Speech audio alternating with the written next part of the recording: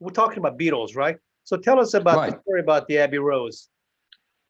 Well, because of the Beatles and because of the fame of that studio, I always wanted to go there.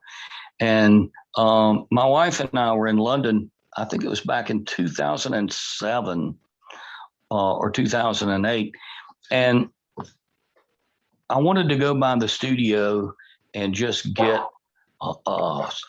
an estimate on paper or something that had their letterhead on it as my souvenir.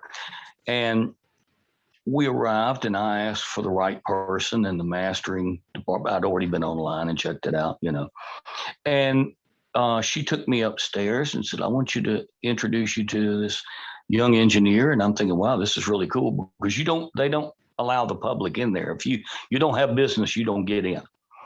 And then it turned out that they had brought him in. He was on the clock. And someone had sent WAV files for him to master, and there were glitches in those WAV files. So we had absolutely no work to do, and he was on the clock.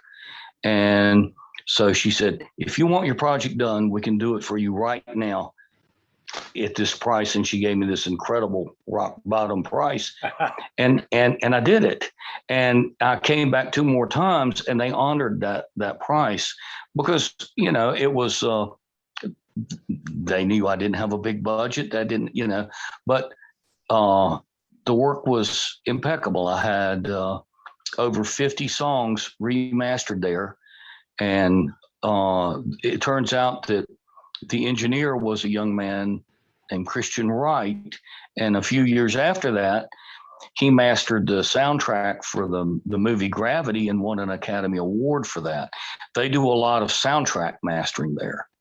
So you were not disappointed with their production? Oh, no, not at all. And after the first time, we got to spend about a half hour down in Studio 2, which is where the Beatles did most of the recording.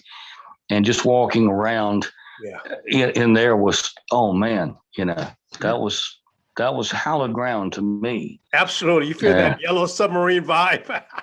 Oh yeah, absolutely. Well, as a matter of fact, they had a room they called the reverb room, and it was underneath the stairs. And it was just a room. They didn't have any, when the Beatles were recording, they had no reverberation. They had no plate reverb, and digital didn't exist. So if you wanted reverb, you had to get the echo out of that room. But there was also a pipe in that room, and Ringo was banging on that pipe in Yellow Submarine, and you hear it, when it sounds like they're down in the sub, and you hear it, and that you had to create those sounds with imagination back then. Oh yeah, because you couldn't just pull up on a computer, give me blah blah blah sound, and it be there. Yeah. You had to make it. You had to create it.